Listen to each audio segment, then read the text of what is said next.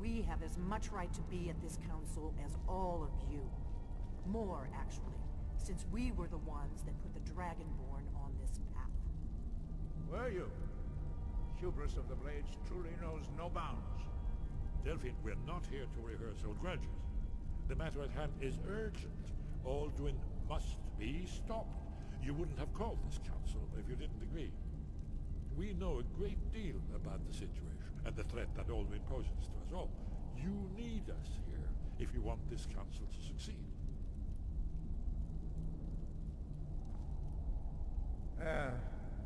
Very well. You may enter.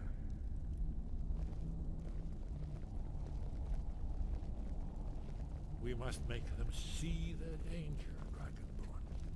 We should get started. Alduin is only getting stronger.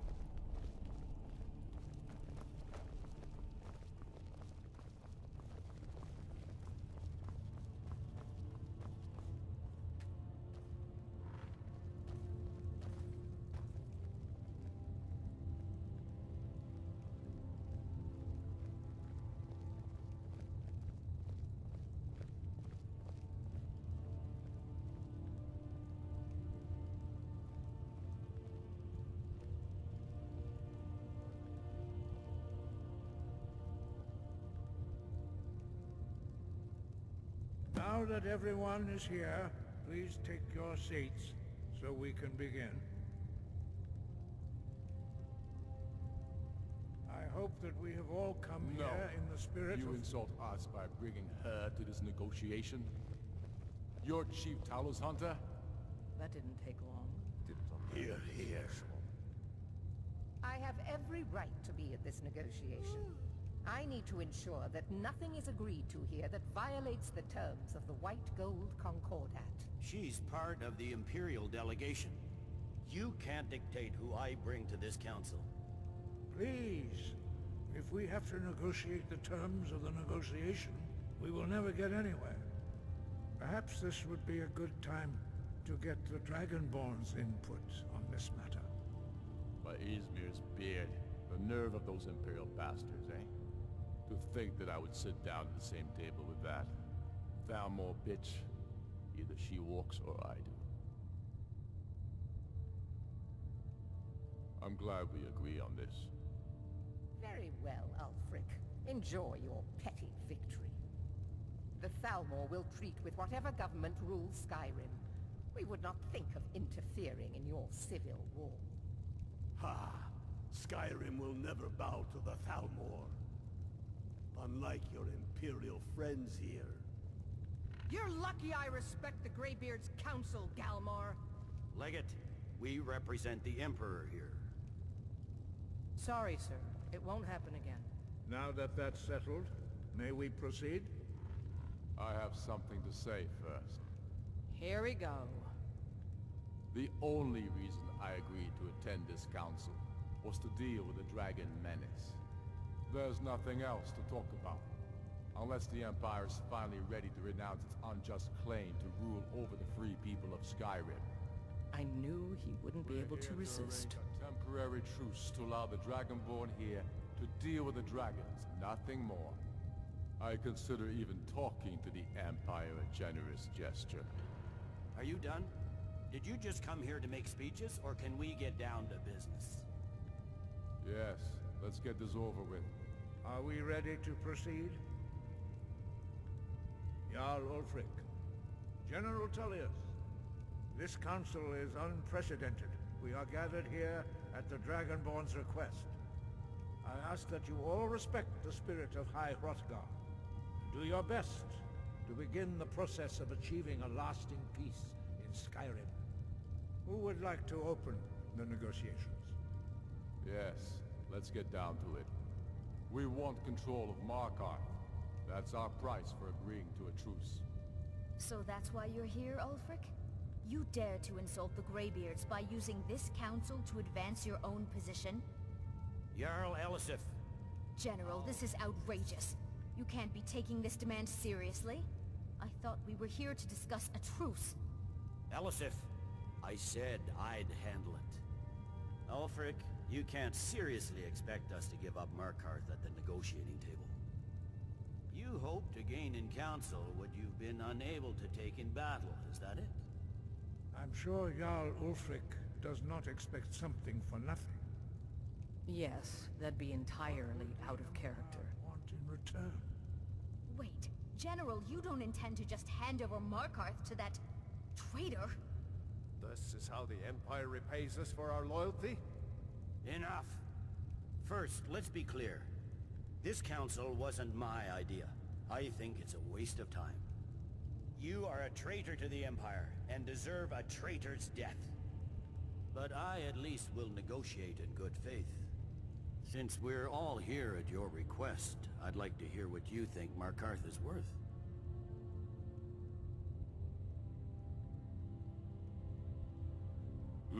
The rift would help secure our communications with Cyrodiil, and threatened Ulfric's southern flank. The Dragonborn has spoken, Tullius. Markarth will be ours. Now we'll see if there's anything behind your talk with good faith. You disappoint me, Dragonborn. I accepted your invitation on trust in your good name. But it seems you intend to favor Ulfric. I can see now that this is not a negotiation at all. I know you, Ulfric. If I hand over Markarth, you'll be ready with a new demand. You'll never defeat the Empire, and you know it. But you're willing to sacrifice thousands for your own selfish ambition. Soon enough, I'll have you back under the headsman's axe, and this time there won't be any dragon to save you. As always, the Empire's fine words are worth nothing. Stop! Are you so blind to our danger that you can't see past your petty disagreements?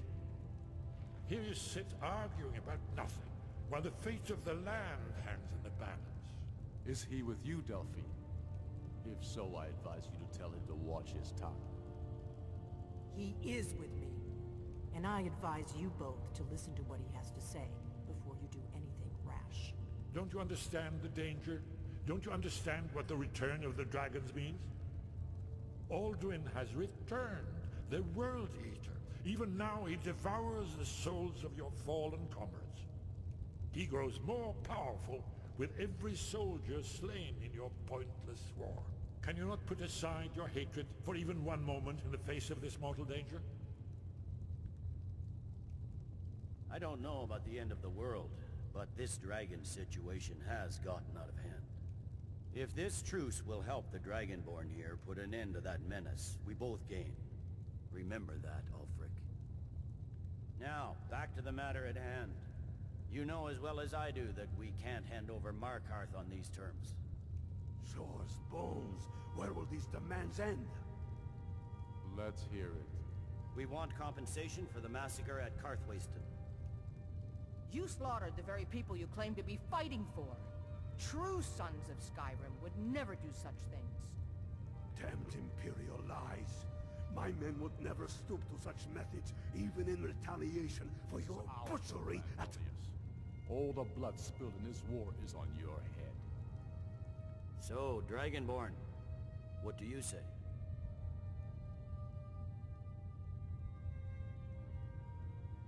Well said. For once you'll actually pay for your crimes. I suppose that's the fairest deal we're likely to get. It seems we may have an agreement. Jarl Ulfric, General Tullius, these are the terms currently on the table. Markarth will be handed over to Ulfric's forces, Jarl Igmund will step down, and Thongvor Silverblood will become the Jarl of Markarth. The Stormcloaks will withdraw from the rift, allowing Imperial troops unhindered access. Jarl Layla Lawgiver will step down, and Maven Blackbriar will become the Jarl of Riften. The Stormcloaks will pay appropriate compensation for the massacre at Karthwasten. You both agree to this? The Sons of Skyrim will live up to their agreements, as long as the Imperials hold to theirs. What about you, Elisif? Are these terms to your liking? Speak up! I'm sure General Tullius is waiting to do your bidding. I have nothing to say to that murderer. General, you've proven yourself a good friend to Skyrim. I continue to trust that you will do your utmost to safeguard our interests. Thank you, Jarl Elisif. I appreciate your loyalty. The Empire can live with these terms, yes, for a temporary truce, until the dragon menace is dealt with. After that, Ulfric, there will be a reckoning. Count on it. Come on, Galmar. We have a lot of work to do. Giving up Markarth is a heavy price for this truce, Dragonborn. I hope it was worth it. Jarl Balgruf, I assume you are familiar with the Dragonborn's plan. Yes, I'm ready to do my part. Just say the word, and my men will help you spring this trap. But the difficulty remains how to lure a dragon to Dragon's Reach at all. Well, that's an excellent question. You haven't overlooked that little detail, have you? Ah, I believe I can be of help here.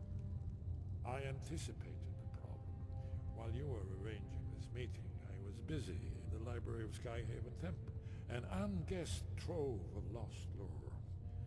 But the important thing is that the Blades recorded many of the names of dragons they slew.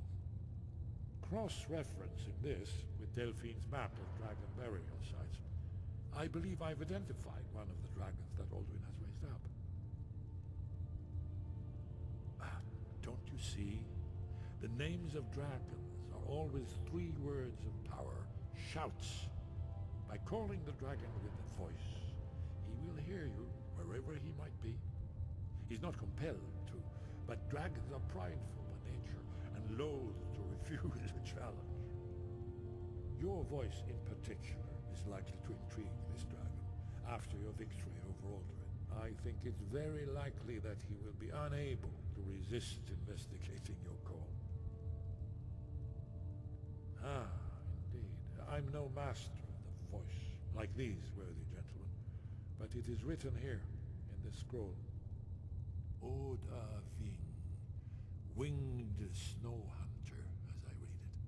I hope this truce gives you what you need. It won't last. There's one more thing. We know about Parthenax. That's fine. We needed his help.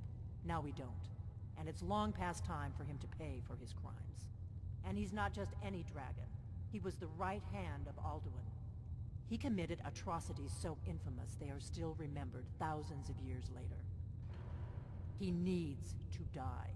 He deserves to die. And it falls to you to kill him. Until he's dead. Well, I'm sorry, but we would dishonor our oaths as blades if we continue to help you. Make your choice, Dragonborn. You're either with us or against us. Here's the big picture.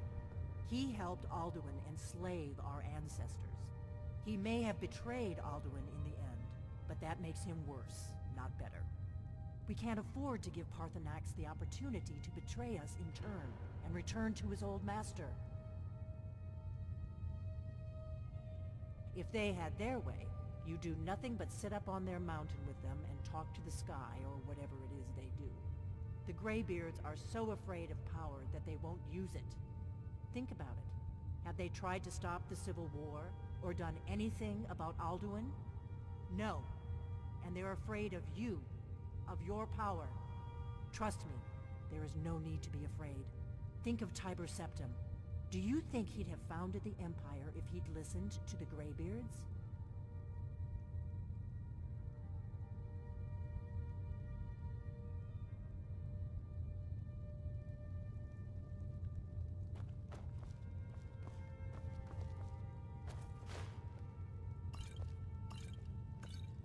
Do the right thing. Parthenax deserves to die.